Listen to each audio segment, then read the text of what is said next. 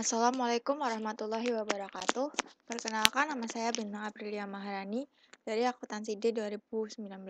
NIM saya 7211419161. Saya akan membahas tentang proyek 1 dari Sistem Informasi Manajemen, yaitu keahlian teknologi sehari-hari. Sistem operasi Microsoft Windows. Microsoft Windows adalah sistem operasi yang paling populer untuk mikrokomputer. Sistem operasi Windows untuk PC yaitu Windows XP yang terdiri dari edisi profesional dan juga Home. Untuk menemukan sistem operasi dan versinya pada komputer kita dapat melakukannya dengan cara mengklik tombol Start, Control Panel, lalu klik Sistem. Di situ nanti akan ditunjukkan pada mode general. Nah, untuk pembaruan otomatis menimbulkan dua permasalahan. Yang pertama yaitu kebanyakan orang hanya memilih untuk memperbarui sistem operasi mereka dan menolak pembaruan produk-produk Microsoft Office. Yang kedua, akses internet berkecepatan tinggi disarankan untuk mendapatkan pembaruan. Ada sistem operasi yang lain selain dari Windows XP dan juga ada Mac OS X yang dibuat oleh perusahaan Apple, Unix, dan Linux. Linux juga merupakan produk dari Unix. Peranti lunak aplikasi. Pertama, identifikasi. Penting untuk menentukan versi peranti lunak aplikasi pada komputer, karena versi yang berbeda dari aplikasi lunak yang sama bisa saja memiliki fitur yang berbeda. Pembaruan. Kita dapat memperbarui aplikasi dengan cara mengunjungi situs web Microsoft dan pilih Office Update. Kebanyakan pembaruan aplikasi akan meningkatkan efisiensi operasional pelacakan. Melacak perubahan. Fitur Track Change biasa digunakan untuk bekerja dalam tim virtual di kantor yang berbeda pada zona waktu yang berbeda. Penting untuk mengetahui anggota tim mana yang membuat perubahan dan pada waktu kapan ia membuat perubahan tersebut. Perlindungan kata sandi. Dengan cara ini, apabila dokumen salah sasaran dalam pengiriman atau dicuri hacker, akan sangat sulit bagi orang tersebut untuk melihat atau memeriksa lembar kerja tersebut. Virus dan spyware. Virus dan spyware merupakan masalah yang serius. Spyware tidak bersifat berbahaya karena tidak dikirimkan ke komputer Anda untuk menghentikan kerjanya atau untuk mencuri informasi yang sensitif. Tetapi, virus dibuat untuk menghancurkan atau mencuri informasi pada komputer dan menyebabkan komputer menjadi tidak berguna. Nah, ada dua jenis, ada ancaman dan hoax. Sebaiknya kita hanya meminta pembaruan atau bertukar informasi mengenai akun dengan cara mengunjungi situs web organisasi yang resmi dan kemudian mengakses link yang sesuai dari dalam situs web tersebut. Jangan pernah mengirimkan informasi yang sensitif seperti kata sandi, nomor rekening, nomor kartu kredit, dan nomor lain melalui email. Kunjungilah situs web secara langsung karena situs web tersebut jauh lebih aman dibandingkan pesan-pesan yang dikirimkan dari suatu organisasi. Lalu proteksi, kita harus memasang antivirus dan anti-spyware pada komputer dan tetap menjaganya agar selalu baru. Virus dan spyware di komputer dapat dengan cepat menyebar melalui jaringan di tempat kerja atau sekolah. Komputer yang tidak terlindung dapat menjadi sumber infeksi ratusan atau bahkan ribuan komputer yang lain. Proteksi ini terdiri dari dua jenis, yaitu proteksi komersial dan juga proteksi yang gratis. Email. Email ini sangat mudah digunakan sehingga kebanyakan orang tidak terlalu memperhatikan betapa pentingnya aplikasi ini yang sangat penting untuk komunikasi bisnis.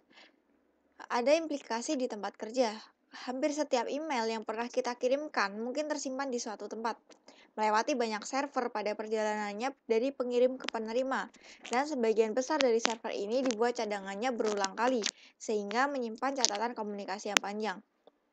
Oleh karena itu, ketika kita menghapus email, kita harus menghapus juga email pada bagian terhapus. Etiket email di tempat kerja. Jangan mengirimkan file terlalu panjang. Jika ingin memilih yang panjang, buatlah sebuah dokumen dan lampirkanlah dokumen tersebut dengan email. Pada beberapa organisasi membuat ukuran lampiran yang dapat dikirimkan, sehingga Anda mungkin harus menempatkan dokumen tersebut pada server web dan mengirim linknya ke dalam dokumen. Akun email pribadi. Email pribadi sebaiknya dikirimkan melalui komputer yang pribadi. Kebanyakan yang menggunakan sumber daya komputer di tempat kerja. Kebanyakan orang menggunakan sumber daya komputer di tempat kerja dan mengirimkan email pribadi. Tapi kita harus memahami bahwa suatu organisasi juga memiliki hak untuk mengawasi bagaimana sumber daya tersebut digunakan. Selanjutnya proyek kedua yaitu proyek web atau HTML menggunakan Microsoft Frontpage. Diketahui bahwa Microsoft Frontpage yaitu suatu aplikasi lunak yang mudah digunakan dan dapat digunakan untuk membuat halaman web yang sederhana. Penggunaan editor text untuk membuat sebuah halaman web diperlukan waktu yang lebih banyak dan sedikit sulit, namun memberikan kontrol yang lebih besar terhadap desain halaman web tersebut. Cara membuat dokumen Frontpage. Yang pertama, kita harus membuka aplikasi Microsoft Frontpage terlebih dahulu dari Start, lalu klik All Programs, lalu kita cari Microsoft Office Frontpage. Selanjutnya adalah tampilan awal dari Frontpage. Seperti ini, ada page di kolom sebelah kiri, yaitu sebuah tampilan halaman web. Normal atau desain di sebelah bawah layar, bagian kiri, di mana ditampilkan tampilan yang sedang digunakan, yaitu normal. HTML atau kode akan menampilkan kode komputer di belakang halaman web. Preview yang akan menampilkan halaman yang akan tampil di browser internet. Selanjutnya adalah cara mengubah judul proyek.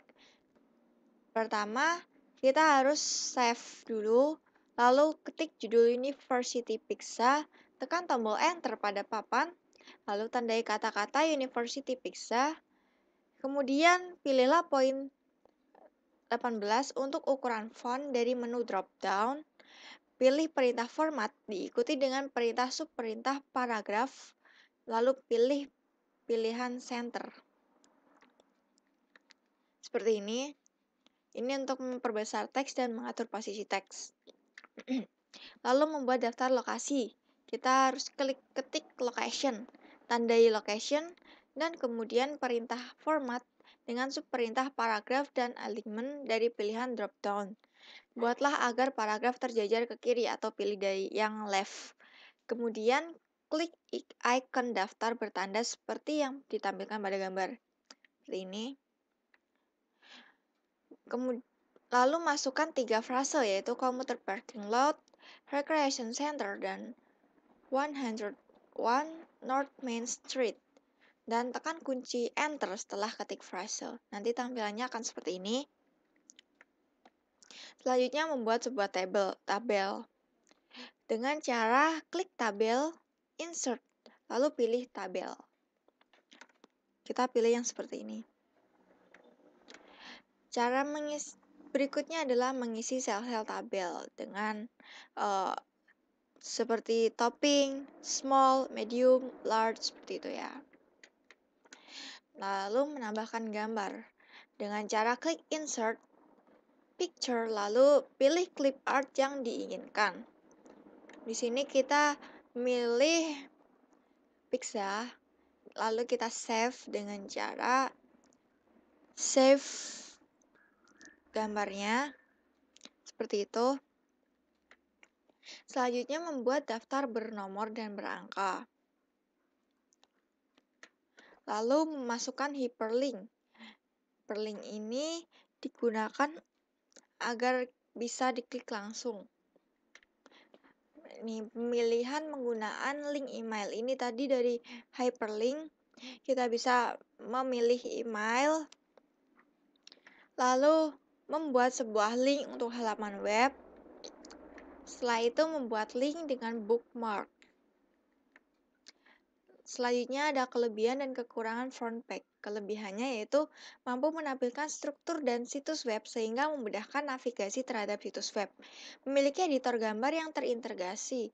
Terdapat fungsi-fungsi untuk tool umum secara mudah. Lalu mampu menampilkan data yang dibuat oleh Microsoft Office yang lainnya. Sedangkan kekurangan dari Frontpage yaitu jika tidak terbiasa dengan kode HTML, yaitu membuat tabel. Editor di Blogspot tidak menyediakan toolbar atau tombol untuk membuat tabel. Frontpage tidak bisa digunakan untuk script editing. Sekian presentasi dari saya. Apabila ada kekurangan dan kesalahan kata, saya mohon maaf. Wabillahi taufik wal hidayah. Wassalamualaikum warahmatullahi wabarakatuh.